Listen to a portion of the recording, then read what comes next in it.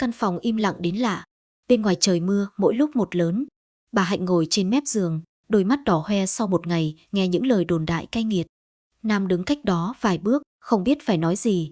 Anh chỉ khẽ đặt ly nước xuống bàn rồi nói, mẹ đừng để tâm những lời ngoài kia. Con tin rồi mọi chuyện sẽ sáng tỏ. Nghe đến đó, bà Hạnh bật khóc. Bao nhiêu tủi thân, cô đơn và áp lực dồn nén bấy lâu như vỡ òa. Đúng lúc ấy, tiếng cửa phòng bất ngờ vang lên từ bên ngoài. Cả hai cùng giật mình quay lại. Không ai ngờ rằng, chỉ vài phút sau, một hiểu lầm lớn nhất trong gia đình sắp xảy ra, đẩy tất cả vào những ngày tháng đầy sóng gió. Điều gì đã xảy ra sau cánh cửa ấy? Mời các bạn cùng lắng nghe câu chuyện tình của người phụ nữ tuổi hồi xuân. Bà Hạnh năm nay 48 tuổi. Cái tuổi mà người ta thường gọi là tuổi hồi xuân, một giai đoạn rất đặc biệt trong cuộc đời người phụ nữ. Nếu như tuổi đôi mươi là những năm tháng của sự nồng nhiệt, tuổi 30 là những năm tháng của trách nhiệm và hy sinh, thì tuổi gần 50 lại là khoảng thời gian con người bắt đầu nhìn lại chính mình sau bao năm sống vì người khác. Bà Hạnh từng là một người phụ nữ có nhan sắc nổi bật trong vùng. Ngày còn trẻ, bà được nhiều người theo đuổi, nhưng cuối cùng lại chọn một người đàn ông hiền lành, chăm chỉ để gửi gắm cả cuộc đời.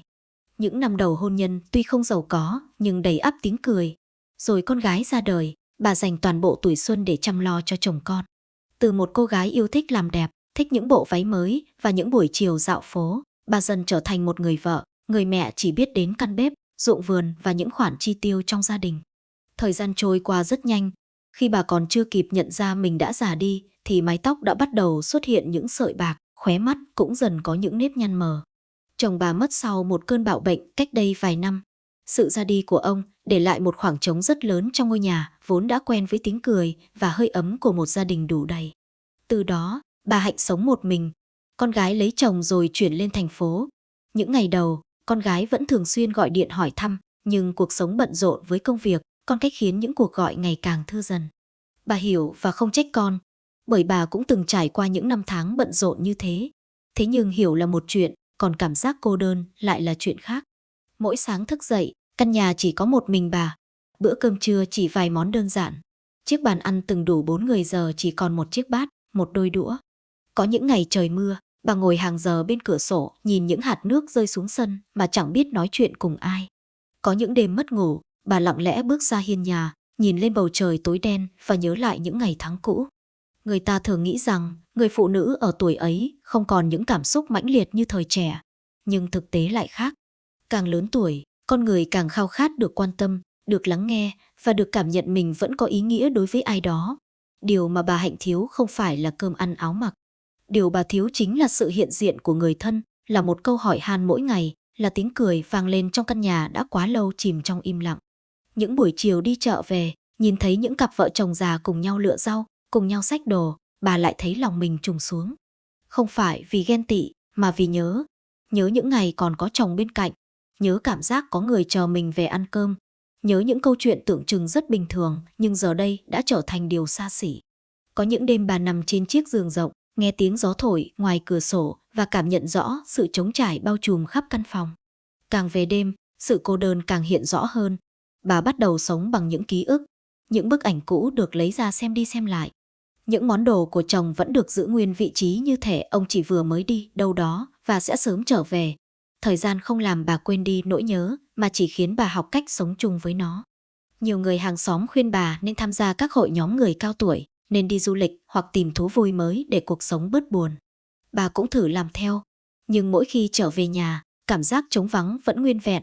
Bởi thứ bà cần không phải là những cuộc vui nhất thời, mà là một mái ấm có người cùng chia sẻ niềm vui nỗi buồn. Trong sâu thẳm trái tim mình, bà Hạnh vẫn là một người phụ nữ giàu tình cảm. Dù năm tháng đã để lại dấu vết trên gương mặt, nhưng trái tim ấy vẫn biết rung động trước sự quan tâm chân thành, vẫn biết xúc động trước những lời hỏi han ấm áp. Và chính bà cũng không hề biết rằng, cuộc sống tưởng chừng chỉ còn những ngày tháng bình lặng ấy, sắp bước sang một ngã rẽ hoàn toàn khác. Bắt đầu từ sự xuất hiện của một người mà bà chưa từng nghĩ sẽ làm thay đổi những cảm xúc đã ngủ quên trong lòng mình suốt nhiều năm qua. Bà Hạnh đã quen với những ngày tháng lặng lẽ. Căn nhà nhỏ cuối xóm vẫn đều đặn mở cửa mỗi sáng rồi đóng lại khi màn đêm buông xuống. Cuộc sống của bà trôi qua bình lặng đến mức đôi khi chính bà cũng không nhận ra một ngày đã bắt đầu và kết thúc như thế nào. Sau khi chồng mất, bà gần như thu mình lại với thế giới xung quanh. Những cuộc gặp gỡ bạn bè ngày càng ít, Những buổi trò chuyện với hàng xóm cũng thưa dần. Bà sống như một chiếc bóng trong chính ngôi nhà của mình. Thế rồi Nam, người con rể của bà, xuất hiện nhiều hơn trong cuộc sống ấy. Ban đầu chỉ là những lần cuối tuần đưa vợ con về thăm mẹ. Sau đó là những lần ghé qua sửa lại bóng đèn bị hỏng, thay mái tôn bị dột hay mang đến ít hoa quả từ thành phố. Với Nam, đó chỉ là những việc rất bình thường. Nhưng với bà Hạnh, từng sự quan tâm nhỏ bé ấy lại giống như những tia nắng hiếm hoi len vào căn phòng đã lâu không mở cửa. Bà bắt đầu mong những ngày cuối tuần hơn trước. Mỗi lần nghe tiếng xe dừng trước cổng, bà lại vội vàng bước ra. Có khi chỉ là để đón cháu ngoại, có khi chỉ để hỏi vài câu chuyện thường ngày, nhưng trong lòng bà bỗng thấy ngôi nhà bớt lạnh lẽo hơn. Nam là người biết lắng nghe. Trong khi nhiều người trẻ thường vội vàng với điện thoại và công việc, anh vẫn có thể ngồi hàng giờ nghe bà kể chuyện cũ. Những câu chuyện về tuổi trẻ, về người chồng đã khuất, về những khó khăn khi nuôi con gái khôn lớn. Nhiều lần bà nghĩ những câu chuyện ấy chắc hẳn rất nhàm chán, nhưng Nam luôn chăm chú lắng nghe và đáp lại bằng sự tôn trọng chân thành. Điều đó khiến bà cảm thấy mình vẫn còn được coi trọng, vẫn còn có người muốn hiểu về cuộc đời mình. Dần dần, bà Hạnh nhận ra mỗi khi có Nam trong nhà, tiếng cười xuất hiện nhiều hơn, những bữa cơm trở nên đông vui hơn. Những khoảng lặng trong lòng bà cũng vơi đi phần nào. Tuy nhiên, chính sự thay đổi ấy lại khiến bà nhiều đêm trăn trở. Bà không hiểu vì sao mình lại mong chờ những cuộc ghé thăm của con gái và con rể đến vậy. Có lẽ không phải vì riêng Nam, mà bởi sự hiện diện của gia đình khiến bà cảm thấy mình không bị bỏ quên giữa những năm tháng tuổi già. Một người phụ nữ từng dành cả tuổi xuân cho chồng con, đến khi về già điều mong mỏi nhất vẫn chỉ là được sống trong sự quan tâm của những người thân yêu. Bà Hạnh hiểu rằng Nam là con rể, là chồng của con gái mình, nhưng bà cũng không thể phủ nhận rằng sự tử tế, hiếu thảo và chân thành của anh đã khiến bà vô cùng cảm động. Và chính sự cảm động ấy bắt đầu trở thành một phần không thể thiếu trong những ngày tháng cô đơn của bà. Trong khi bà Hạnh vẫn nghĩ cuộc sống sẽ mãi bình lặng như vậy, thì những lời bàn tán của hàng xóm cũng dần xuất hiện. Một số người cho rằng Nam quá tốt với mẹ vợ, một số khác lại suy diễn những điều không hay. Những lời đồn ấy ban đầu chỉ thoảng qua như cơn gió, nhưng rồi ngày càng lớn hơn, báo hiệu những sóng gió sắp đến với gia đình vốn tưởng như rất yên bình này. Bà Hạnh đã quen với những ngày tháng lặng lẽ. Căn nhà nhỏ cuối xóm vẫn đều đặn mở cửa mỗi sáng rồi đóng lại khi màn đêm buông xuống. Cuộc sống của bà trôi qua bình lặng đến mức đôi khi chính bà cũng không nhận ra một ngày đã bắt đầu và kết thúc như thế nào. Sau khi chồng mất, bà gần như thu mình lại với thế giới xung quanh. Những cuộc gặp gỡ bạn bè ngày càng ít, những buổi trò chuyện với hàng xóm cũng thưa dần. Bà sống như một chiếc bóng trong chính ngôi nhà của mình. Thế rồi Nam, người con rể của bà, xuất hiện nhiều hơn trong cuộc sống ấy. Ban đầu chỉ là những lần cuối tuần đưa vợ con về thăm mẹ. Sau đó là những lần ghé qua sửa lại bóng đèn bị hỏng, thay mái tôn bị dột hay mang đến ít hoa quả từ thành phố. Với Nam, đó chỉ là những việc rất bình thường. Nhưng với bà Hạnh, từng sự quan tâm nhỏ bé ấy lại giống như những tia nắng hiếm hoi len vào căn phòng đã lâu không mở cửa. Bà bắt đầu mong những ngày cuối tuần hơn trước. Mỗi lần nghe tiếng xe dừng trước cổng, bà lại vội vàng bước ra. Có khi chỉ là để đón cháu ngoại, có khi chỉ để hỏi vài câu chuyện thường ngày, nhưng trong lòng bà bỗng thấy ngôi nhà bớt lạnh lẽo hơn. Nam là người biết lắng nghe. Trong khi nhiều người trẻ thường vội vàng với điện thoại và công việc, anh vẫn có thể ngồi hàng giờ nghe bà kể chuyện cũ. Những câu chuyện về tuổi trẻ, về người chồng đã khuất, về những khó khăn khi nuôi con gái khôn lớn. Nhiều lần bà nghĩ những câu chuyện ấy chắc hẳn rất nhàm chán, nhưng Nam luôn chăm chú lắng nghe và đáp lại bằng sự tôn trọng chân thành. Điều đó khiến bà cảm thấy mình vẫn còn được coi trọng, vẫn còn có người muốn hiểu về cuộc đời mình. Dần dần, bà Hạnh nhận ra mỗi khi có Nam trong nhà, tiếng cười xuất hiện nhiều hơn, những bữa cơm trở nên đông vui hơn. Những khoảng lặng trong lòng bà cũng vơi đi phần nào. Tuy nhiên, chính sự thay đổi ấy lại khiến bà nhiều đêm trăn trở. Bà không hiểu vì sao mình lại mong chờ những cuộc ghé thăm của con gái và con rể đến vậy. Có lẽ không phải vì riêng Nam, mà bởi sự hiện diện của gia đình khiến bà cảm thấy mình không bị bỏ quên giữa những năm tháng tuổi già. Một người phụ nữ từng dành cả tuổi xuân cho chồng con, đến khi về già điều mong mỏi nhất vẫn chỉ là được sống trong sự quan tâm của những người thân yêu. Bà Hạnh hiểu rằng Nam là con rể, là chồng của con gái mình, nhưng bà cũng không thể phủ nhận rằng sự tử tế, hiếu thảo và chân thành của anh đã khiến bà vô cùng cảm động. Và chính sự cảm động ấy bắt đầu trở thành một phần không thể thiếu trong những ngày tháng cô đơn của bà. Trong khi bà Hạnh vẫn nghĩ cuộc sống sẽ mãi bình lặng như vậy, thì những lời bàn tán của hàng xóm cũng dần xuất hiện. Một số người cho rằng Nam quá tốt với mẹ vợ, một số khác lại suy diễn những điều không hay. Những lời đồn ấy ban đầu chỉ thoảng qua như cơn gió, nhưng rồi ngày càng lớn hơn, báo hiệu những sóng gió sắp đến với gia đình vốn tưởng như rất yên bình này. Bà Hạnh chưa bao giờ nghĩ rằng những ngày tháng bình lặng cuối đời của mình lại có lúc trở nên nặng nề đến vậy. Chỉ trong một thời gian ngắn, những lời nói vô tình của vài người hàng xóm đã biến cuộc sống vốn yên ổn thành một chuỗi ngày đầy áp lực. Mọi chuyện bắt đầu từ những lần Nam thường xuyên ghé qua giúp đỡ mẹ vợ khi Thu bận công việc hoặc phải đưa con đi học thêm. Trong mắt Nam, đó là trách nhiệm rất bình thường của một người con trong gia đình. Anh không muốn mẹ vợ tuổi ngày một cao mà phải tự mình làm mọi việc. Thế nhưng ở những vùng quê nhỏ, nơi người ta quen quan sát cuộc sống của nhau qua từng cánh cổng, từng con đường và từng ánh đèn bật sáng mỗi tối, mọi hành động đều có thể trở thành đề tài bàn tán. Ban đầu chỉ là vài câu nói vu vơ ngoài chợ. Người này hỏi người kia vì sao Nam lại hay ghé nhà mẹ vợ đến thế. Người khác lại thêm thắt vài chi tiết rồi kể cho người tiếp theo. Cứ như vậy, những câu chuyện không có thật bắt đầu lan nhanh hơn cả gió. Có người nói bà Hạnh dựa dẫm quá nhiều vào con rể. Có người cho rằng Nam quan tâm mẹ vợ một cách bất thường. Những lời đồn ấy không có bằng chứng, không có sự thật, nhưng lại đủ sức khiến người nghe bán tín bán nghi. Một buổi sáng, khi đi chợ mua thức ăn, bà Hạnh vô tình nghe thấy vài người đang nhắc đến tên mình. Họ không nói trực tiếp, nhưng những ánh mắt và tiếng cười đầy ẩn ý khiến bà hiểu rằng mình chính là chủ đề của cuộc trò chuyện. Bà lặng lẽ quay đi như không biết gì, nhưng khi về đến nhà, lòng bà nặng trĩu. Lần đầu tiên sau nhiều năm, bà cảm thấy căn nhà quen thuộc trở nên ngột ngạt đến khó thở. Bà ngồi hàng giờ trước bàn thờ chồng, nhìn tấm ảnh cũ đã ngả màu theo năm tháng. Bà tự hỏi mình đã làm gì sai. Chỉ vì một người con rể hiếu thảo thường xuyên quan tâm đến mẹ vợ mà mọi chuyện lại bị nhìn theo một hướng khác. Những ngày sau đó, bà Hạnh bắt đầu tránh gặp Nam nhiều hơn. Mỗi khi anh ghé qua, bà chỉ nói vài câu rồi tìm lý do vào nhà. Sự thay đổi ấy khiến Nam cảm thấy khó hiểu. Anh nghĩ có lẽ mình đã làm điều gì khiến mẹ vợ không vui. Nhưng dù hỏi thế nào, bà Hạnh cũng chỉ cười gượng rồi nói không có chuyện gì. Càng cố giấu, sự xa cách giữa hai người càng hiện rõ. Trong khi đó, Thu cũng bắt đầu nghe thấy những lời bàn tán từ người quen. Ban đầu cô chỉ cười bỏ qua. Cô hiểu tính mẹ mình và cũng hiểu chồng mình là người như thế nào. Nhưng con người đôi khi rất khó chống lại sức mạnh của những lời đồn lặp đi lặp lại. Khi một câu chuyện được nghe quá nhiều lần từ nhiều người khác nhau, nó sẽ dần gieo vào lòng người ta những hạt giống nghi ngờ. Thu không muốn nghi ngờ chồng hay mẹ, nhưng cô cũng không thể ngăn mình suy nghĩ.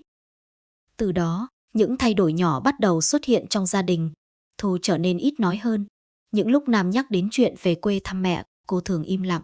Những cuộc điện thoại với bà Hạnh cũng không còn tự nhiên như trước. Bà Hạnh cảm nhận được điều đó nhưng không biết phải giải thích thế nào. Có những chuyện càng giải thích lại càng dễ khiến người khác hiểu lầm. Vì thế bà chọn cách im lặng. Sự im lặng ấy lại vô tình tạo ra khoảng cách lớn hơn. Mỗi người đều giữ trong lòng những suy nghĩ riêng. Nam không hiểu vì sao vợ thay đổi. Thu không hiểu vì sao mẹ mình ngày càng khép kín. Còn bà Hạnh lại đau lòng khi thấy chính mình đang trở thành nguyên nhân khiến gia đình con gái mất đi sự vui vẻ vốn có. Một buổi tối, sau bữa cơm, Thu bất ngờ hỏi chồng rằng anh có thấy mình dành quá nhiều thời gian cho mẹ vợ hay không? Câu hỏi ấy khiến Nam sững người. Lần đầu tiên, anh nhận ra những lời đồn bên ngoài đã bắt đầu len vào cuộc sống gia đình. Anh cố gắng giải thích rằng tất cả những gì anh làm chỉ đơn giản xuất phát từ lòng biết ơn và trách nhiệm. Anh xem bà Hạnh như mẹ ruột của mình. Nếu mẹ ruột sống một mình, chắc chắn anh cũng sẽ làm như vậy. Nhưng dù Nam nói rất chân thành, Thu vẫn không thể lập tức xóa bỏ những nghi ngờ đã tích tụ trong lòng suốt thời gian qua. Những ngày tiếp theo trở thành quãng thời gian khó khăn nhất đối với cả ba người. Bà Hạnh sống trong sự day dứt, Nam sống trong sự bất lực, Thu sống trong sự giằng xé giữa niềm tin và nỗi nghi ngờ. Không ai làm điều gì sai, nhưng tất cả đều đang phải trả giá cho những lời đồn đại vô trách nhiệm của người khác. Cao trào thực sự xảy ra khi một người hàng xóm cố tình kể lại những câu chuyện bịa đặt trước mặt Thu. Những lời nói ấy được thêm thắt đến mức méo mó hoàn toàn sự thật. Thu bật khóc ngay tại chỗ. Không phải vì cô tin tất cả, mà vì cô nhận ra danh dự của mẹ mình đang bị tổn thương nghiêm trọng. Cô cũng hiểu rằng nếu mọi chuyện tiếp tục kéo dài, không chỉ mẹ cô đau khổ mà cả gia đình nhỏ của cô cũng sẽ bị ảnh hưởng. Đêm hôm đó, Thu trở về nhà mẹ. Nhìn người phụ nữ đã già đi rất nhiều sau những năm tháng cô đơn, cô chợt nhận ra điều mà mình đã vô tình quên mất. Mẹ cô không phải là nhân vật trong những câu chuyện đồn đại ngoài kia. Mẹ cô là người đã dành cả cuộc đời hy sinh cho gia đình. Còn Nam cũng là người đàn ông luôn yêu thương và chăm sóc vợ con hết lòng. Chính khoảnh khắc ấy, Thu bắt đầu hiểu rằng điều đáng sợ nhất không phải là sự thật, mà là khi những lời đồn khiến những người thân yêu nhất mất niềm tin vào nhau. Và rồi cô quyết định phải làm một điều gì đó để chấm dứt tất cả, trước khi những hiểu lầm và điều tiếng ấy phá hỏng hoàn toàn hạnh phúc của gia đình mình. Đây cũng là lúc câu chuyện bước sang phần cuối cùng, nơi sự thật được đối diện và những giá trị thật sự của tình thân được đặt lên bàn cân trước những phán xét của người đời. Sau đêm trở về nhà mẹ với tâm trạng đầy rối bời, Thu gần như không thể chợp mắt. Cô nằm nhìn lên trần nhà, nghĩ về những gì đã xảy ra trong suốt thời gian qua. Càng suy nghĩ, cô càng nhận ra mình đã để những lời nói của người ngoài ảnh hưởng quá nhiều đến cảm xúc và sự phán đoán của bản thân. Cô nhớ lại những năm tháng mẹ một mình vất vả nuôi mình khôn lớn sau khi cha mất. Cô nhớ những lần mẹ nhịn ăn phần ngon để dành cho con gái, những đêm thức trắng chăm con ốm, những ngày đội nắng đội mưa làm lụng để con có điều kiện học hành. Một người mẹ đã dành cả tuổi xuân cho gia đình như vậy, liệu có thể là người như những lời đồn đại vô căn cứ ngoài kia hay không? Càng nghĩ, Thu càng thấy lòng mình đau đớn vì đã có lúc để sự nghi ngờ len vào giữa tình thân. Sáng hôm sau, cô thức dậy rất sớm. Khi bước ra sân, cô nhìn thấy mẹ đang lom khom quét lá. Dáng người bà Hạnh nhỏ bé hơn rất nhiều so với trong ký ức của cô. Mái tóc đã bạc đi đáng kể. Lưng cũng không còn thẳng như trước. Chỉ trong vài năm ngắn ngủi, tuổi tác và sự cô đơn dường như đã lấy đi rất nhiều sức sống của bà. Nhìn mẹ như vậy, Thu bất giác rơi nước mắt. Bà Hạnh thấy con gái thì chỉ cười hiền rồi hỏi sao hôm nay dậy sớm thế. Nụ cười ấy khiến Thu nghẹn ngào. Đó vẫn là nụ cười quen thuộc đã theo cô suốt tuổi thơ, là nụ cười của người mẹ luôn cố gắng tỏ ra mạnh mẽ, dù trong lòng có bao nhiêu nỗi buồn. Lần đầu tiên sau nhiều tháng, Thu ngồi xuống bên cạnh mẹ và nói hết những suy nghĩ trong lòng mình. Cô kể về những lời đồn đại đã nghe được, về sự hoang mang, về những đêm mất ngủ vì không biết đâu là sự thật. Bà Hạnh lặng người đi rất lâu, đôi mắt bà đỏ hoe nhưng không hề giận dữ. Bà chỉ buồn vì những lời nói vô trách nhiệm của người ngoài đã khiến chính con gái mình đau lòng.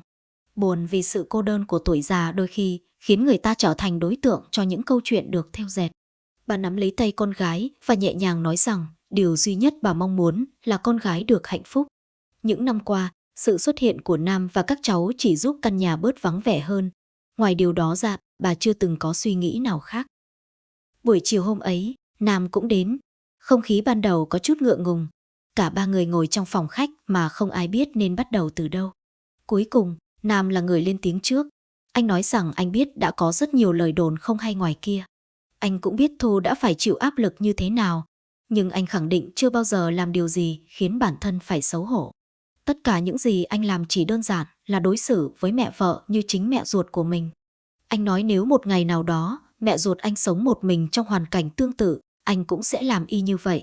Những lời nói giản dị nhưng chân thành ấy khiến căn phòng chìm vào im lặng. Lần đầu tiên sau rất lâu, cả ba người thực sự ngồi lại để lắng nghe nhau thay vì lắng nghe những lời bàn tán bên ngoài. Họ nhận ra rằng trong suốt thời gian qua, không ai làm điều gì sai cả. Điều sai duy nhất là họ đã để khoảng cách và sự im lặng tạo cơ hội cho hiểu lầm lớn dần lên. Nếu họ thẳng thắn trò chuyện với nhau sớm hơn, có lẽ mọi chuyện đã không trở nên nặng nề đến vậy. Nhưng sóng gió vẫn chưa kết thúc. Những lời đồn đại ngoài làng vẫn tiếp tục xuất hiện.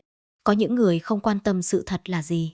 Họ chỉ thích kể lại những câu chuyện giật gân để làm đề tài mua vui.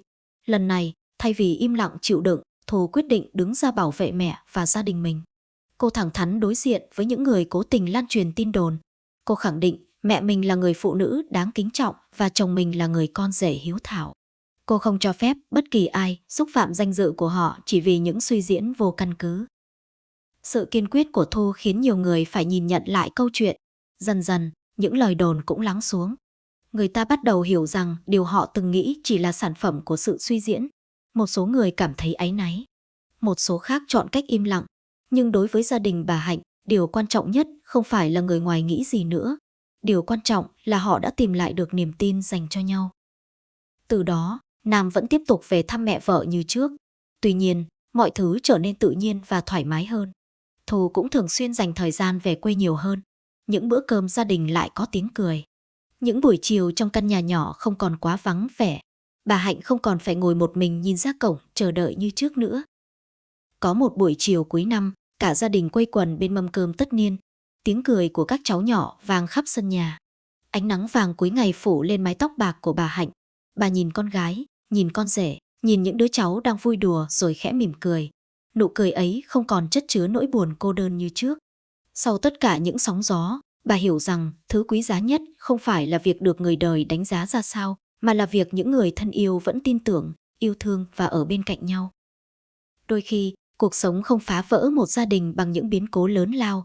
Nó bắt đầu từ những nghi ngờ nhỏ, những khoảng lặng không được lấp đầy bằng sự sẻ chia. Nhưng cũng chính tình thân, sự chân thành và lòng tin có thể hàn gắn mọi vết nứt tưởng chừng không thể cứu vãn.